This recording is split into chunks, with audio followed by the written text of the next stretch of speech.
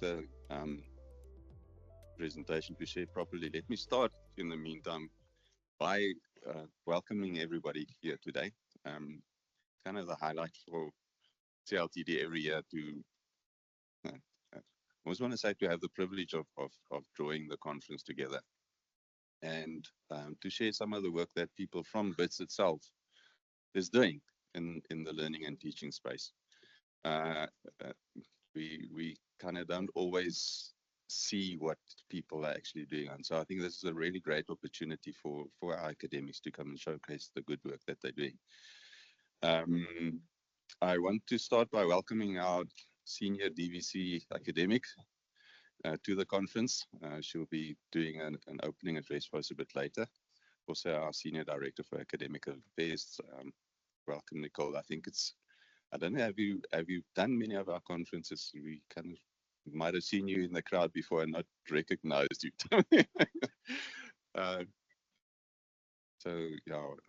Thank you for being here this morning and also for your part in the conference. And then special welcome for our guest from the distance across the river, Prof. Francois Strydom from the University of Free State. We invited Prof. Strydom to come and share some of the work that they're doing at the University of Free State around student success.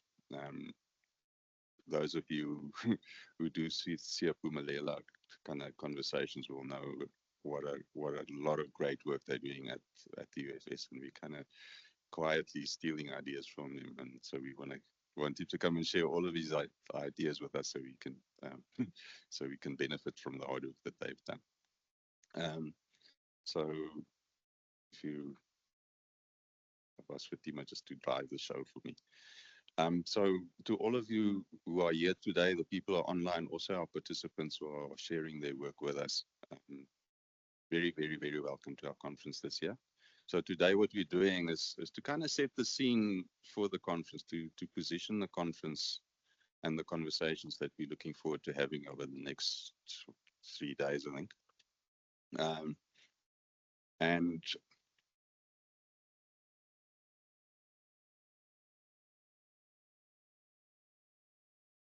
And so a lot of what we're doing this year is just to share some information around where we are as a university in terms of our conference theme around nurturing academic success through improved learning experiences for our students. So why did we come up with this theme? There's a number that we don't pay enough attention to, I think. So we call it the throughput number and the throughput rate. And for universities, for as long as I can remember, when I was a first-year student at the university down the street, down the road, we had a special project, and all the first years of that year participated in trying to understand how we can improve the throughput rate. And at the time, the throughput rate was around 30%. And so you'll remember the story where you'd walk into a classroom and your lecturer would tell you, look to your left, look to your right. 2 of you won't be here after 3 years. And so it might be of interest to you to know that at this moment, our undergraduate throughput rate is sitting at 35.1%, the last cohort that we can actually track throughout. So from I'm going to give away my age, 1981, up until now, we're still in that same ballpark. So I did a theoretical little calculation, and it's a really bad example, but I think it will bring home the point. So I take the instance where we start with 100 students, and you've got a 70.54% pass rate on average for your first year's cohort. That means of that 100 students, 71 students will start the second year. And let's assume you've got a 70.54% pass rate again, and I say pass rate. The number of students who write the exam who actually gets through it. And so you'll start your third year with 50 students. And so again, 70.54% average pass rate. will bring you to that 35 students that's going to complete their degree in the minimum amount of time. The reason why I did this calculation is I had a look at pass rates and I thought, geez, but the pass rates aren't actually that bad. So how does it happen? We've got like 80% pass rate for subjects, but in the end, we've got this throughput rate of 35%. It doesn't make sense. And it actually does make sense if you look at it. And so just to illustrate, to improve our pass rate from 35%, our throughput rate from 35% to 40% under this very artificial example that I'm using. The 70.5% really is the average pass rate for your major subjects, which means if you pass that subject, if you fail that subject, you automatically extend it. Yeah. So that's kind of the subject that I'm talking about here. So to improve that average pass rate for your majors, the throughput rate for your major subjects.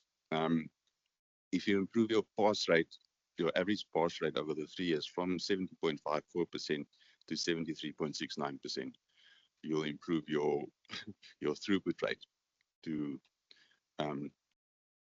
40%. So I wanted you to get a sense of what the challenges that we're looking at. It's not that we've got horrible pass rates. It's just that it adds up over 3 years to get to that 35%. And so the challenge that we have at the moment is to get that average pass rate per subject up from 70% to 74%. Couple of things that won't work.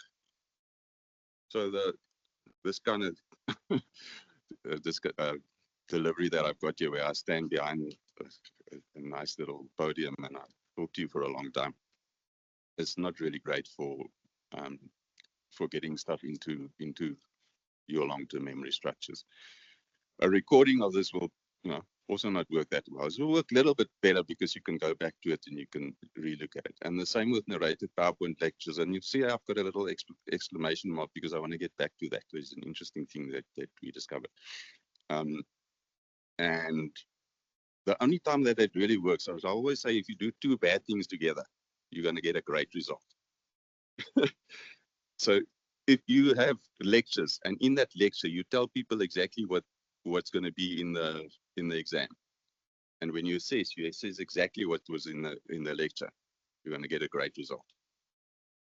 Okay, so when I say it will not work, if that's what you're doing, if you're testing recall of stuff that you did in the classroom, it's going to work. But if you want to get into complex reasoning, into critical thinking, applying your critical thought to, the lectures won't work.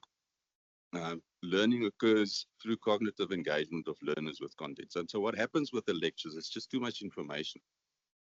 So you speak to somebody for half an hour and he's just not going to remember any of it.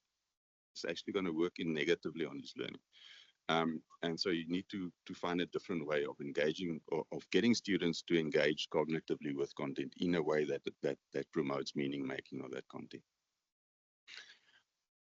What we may not do in the process of, trying to find a solution is we may not do trial and error with our students. They are not guinea pigs. What then may we do? Some people say university teaching in general is an art, and it's not. It's a science. People do research on what works, whatever it is that you use as a metric for what works. But it is a science. It's research being done on it. The results are being documented. And so there's a whole scholarship of learning and teaching that we need to get into. And from there, we need to look for our answers. So the fact that you think, okay, let's try this with your students without having looked at the scholarship is not something that we should do. We should do proper scholarship of learning and teaching. And so part of what we want to do in this conference this year is to start having, well, many of our academics already, but as a matter of changing the way in which we do business, that we get into scholarship of learning and teaching far more than we have been doing before. So I did a little experiment. I got some data from BIS and I looked at subjects, courses where the pass rate improved by 10% from one year to the next. And I identified a number of them, and I picked some of those modules, some of those courses where there was a high enrollment and there's more than 10% improvement. And I contacted them, first of all, to come and do a paper at the conference, and some of them volunteered, and you'll hear of them later on in the conference. Some of them just didn't want to be it's kind of an intimidating space. So they don't want to come and do a conference paper. So I asked them, at least share your story with me. And so in the one instance, the lecturer told me that he made his attending the tutorials compulsory. And in the tutorials, of course, what happens there is not I just speak to you, is we engage actively with content to make meaning. A second academic says we made class attendance compulsory, but the class attendance wasn't where a lecture was being delivered. It was structured activities. And so when students are compelled to come to the classroom to engage with content, that made a big difference. Very, very, very interesting story that I heard. The third one is the spin first flip classroom. It's 4 things that this academic did. And he tells me that when he started teaching this course, and I've got a sneaky suspicion that the courses, when he speaks about spin first, that's what makes me think so, is quantum mechanics. I think that's the subject. I'll have to go and check. But so he says when he started with that subject, the pass rate was 35%. In 2017 and 2023, that pass rate went up to 97%. And so I didn't pick him up in my exercise. I picked somebody else up who had increased by 10%. And so when I asked this person, what happened? He says, no, I copied this lecturer. So from 35 to 97%, and here's another lecturer who's already increased his pass rate by 10% using that. And of all the people that I spoke to, this one academic is the one that actually quoted the research that he read to get his solutions from. So yeah, if you know who it is, I'm not going to name him because I don't have his permission. If you know him, you'll know. That's just who he is.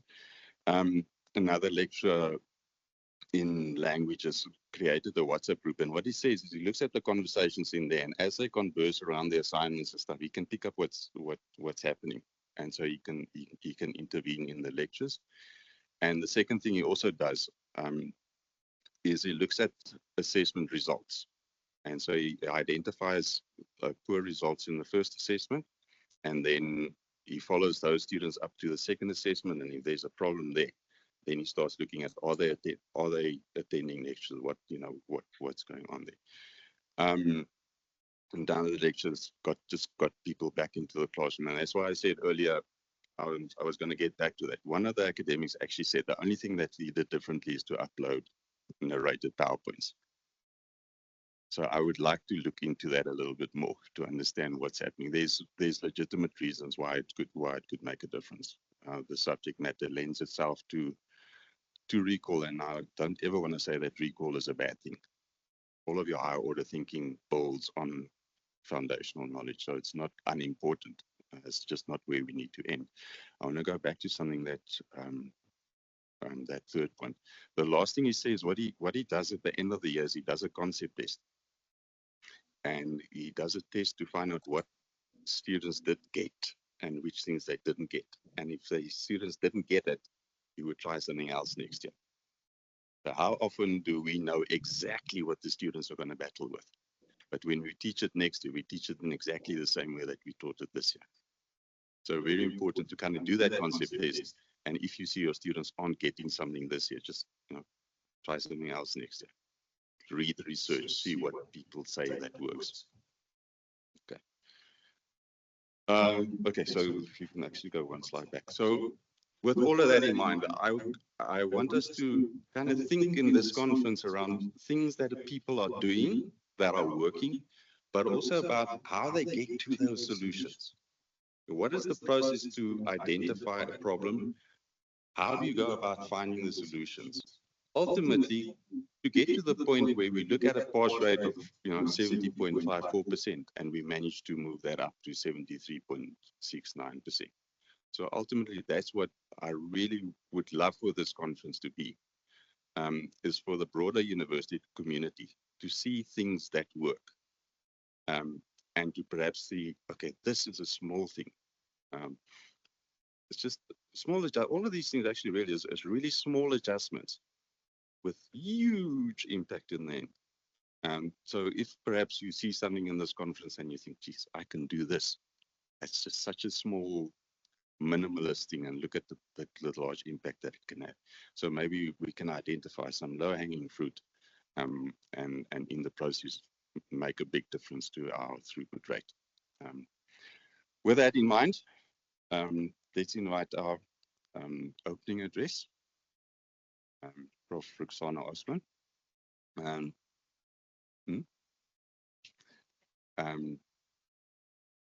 And again, thank you so much, Prof, for joining us this morning and for coming to share some of your thoughts with us.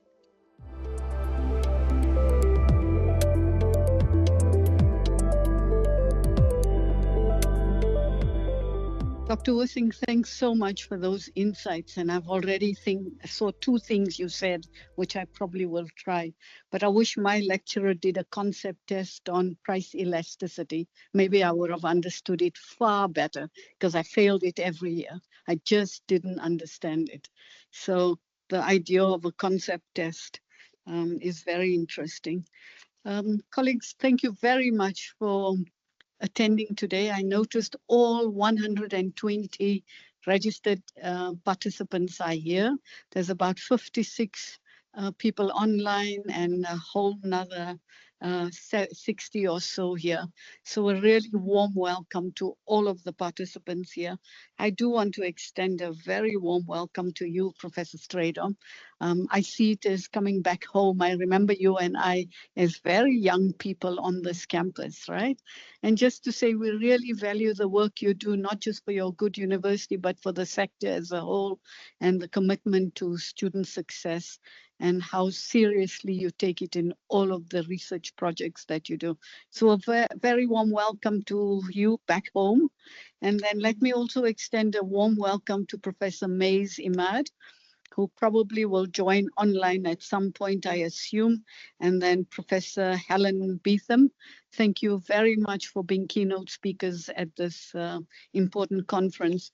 Gerrit, you're quite right, is really an event that we look forward to annually in the WITS calendar. So thank you very much. So it's been a pleasure to be able to be at this conference, particularly with this line of student success and student learning. This morning, I opened a conference at another venue, also looking at student success and access, but with a focus on disability and disability rights. And in fact, we have 70 participants there from across the continent, all going to deliberate over the next 2 days on what the student success means. So when I look at your theme, the two key elements here are nurturing success and improving the student learning experience. And you could see Gerrit kicked off already, looking very closely at what student success means and how to do student success and the impact of student success. And a lot of work that Professor Strydom and his colleagues do look very carefully at what do you do and the impact that you have. So there are several ways in which a university can nurture the success of students, and even more ways to enhance the learning experience so that students succeed. There are so many interesting papers and panels at this conference that thoroughly interrogate these ideas with figures, numbers, and so on. So what I'm going to do is I'm going to take advantage of my privilege here, and I've taken the liberty of interpreting the theme of the conference as a challenge to us on how we recenter the student in the work of the university. I will argue that given our context, this work of nurturing academic success through improved student learning is not only a pedagogical project, but it's also a social justice project. And let me show you why I say so. So this is not just social justice woke stuff. I'll show you why I think it is. Allow me then a few moments to sketch a very brief context of higher education globally, followed by some ideas on socially just pedagogies for student success, and then to end with a provocation or two.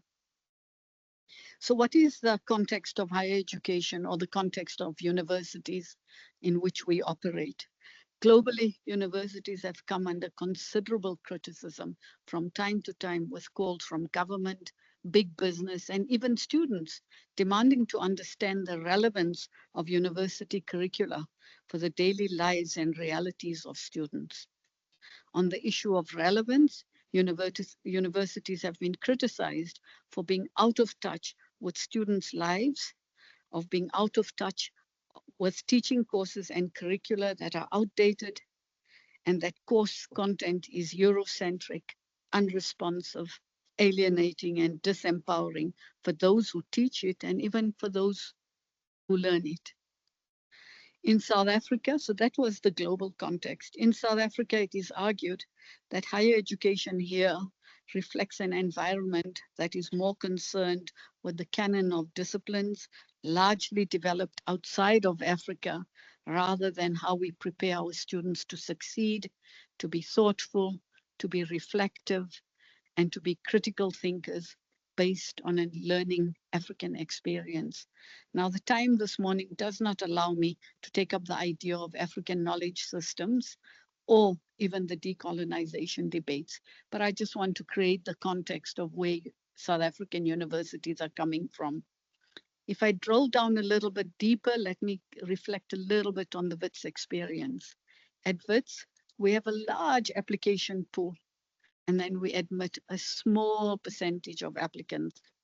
And the majority of our talented students come from communities that were historically underserved. Student success in our context then is not just a pedagogical matter, but also a social justice matter. Offering students from underserved communities a world-class learning experience and enabling them to succeed and overcome the legacies of exclusion is both being pedagogically responsive and being socially just. So in a way, I've made a tenuous case there of why I think the pedagogical project is also a social justice project. And here then, I would like to test the idea of socially just epistemologies in higher education with you. In particular, to assert that if we want to center students and their success, we need to do so not only through a set of pedagogical interventions, but also through a stance that integrates a sense of moral and ethical purpose to learning and student success. If you think that this idea holds water, given our context, let me make a few points about what I mean by socially just pedagogies in and through education. So I'll propose 4 things that I think you need. Firstly, social justice work does not adhere to theoretical, methodological, or disciplinary fidelity. It draws on a number of literacies, including artistic, quantitative, technological, digital, visual, and affective work to enhance the student experience. I suppose the point I'm making is that if you think about student experience, you have to think about it much more holistically. Herein lies the potential for exploring opportunities within and across university classrooms and structures. Student success does not belong in one silo. Instead, the student experience should be intentionally designed, not ad hoc, intentionally designed so that students succeed. And this may relate, Gerrit, to the things that you referred to, the small incremental shifts we make. It's about intentionally designing so that students succeed. This implies that students need multiple levels of support, which may sit in a number of spaces across the university, and that these spaces are connected and spaces talk to each other in the service of student success. So I always imagine the person who's cooking the food for students in the residence hall, to the person teaching in the classroom, to the person administering the marks, to the person drawing up the policy, that if we have student success, take a single-minded approach to student success, we could think about it far differently than the siloed ways in which we think about it. So firstly, there's no theoretical fidelity, it cuts across. Secondly, such connected work advances and even endorses a politics of solidarity. It means it opens spaces for working together, doing reciprocal and collaborative work to advance socially just pedagogies and at the same time advance student success. It allows for connected ways of knowing our students and how to support them to succeed. Here, I would like to reflect very briefly on data-driven decision-making about student success and student experience. And here, Professor Stradom, your work comes to play, the work of my colleagues in business information system comes to play. You can have a lot of data on student performance, but the challenge is identifying the barriers to success and putting in place initiatives that are timely, just, and responsive. Here too, I must be clear, such connected work must be supportive of staff workloads. It must give recognition to teaching for promotion, and it must provide the resources that are needed to advance student success and advance staff professional learning journeys. So I'm covering both sides of the coin here. I'm not saying do all of this without giving the recognition where it's necessary. Thirdly, this work appreciates the intersection with other social justice struggles in the university beyond those of learning and teaching. And it recognizes the need to engage the material, the structural, the epistemic, and the pedagogical as constituents of social justice. In other words, that there are interconnections between the material, the structural, the epistemic, and the pedagogical. The pedagogical is never in isolation. And finally, while we may initiate many small-scale projects, which we'll hear about at this great conference, while we may initiate many small-scale projects that attempt to disrupt unthinking practices and pedagogies and adopt socially just approaches for student success, we cannot assume that the university itself is innocent and its culture is beyond question. A deep engagement with institutional cultures and practices is vital if socially just pedagogies for student success are to thrive and to take root more broadly across and within the academy. I'm coming to my conclusions now. My sense is that the four elements that I've outlined begin to give us a tentative framework for thinking about how we recenter the student learning experience and advance student success in our context. Context matters. Some may say that is indeed a very tall order.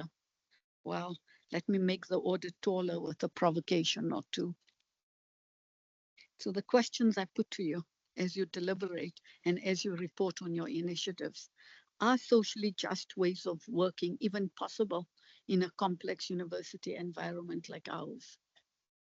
Are we able or prepared to put the student learning experience at the center of our work and putting pedagogic responsiveness as an essential component for nurturing student success? Ultimately, we must ask, are we preparing students for our past or their futures? Of course, you have the option of saying, this is how we've always done it. Why change now?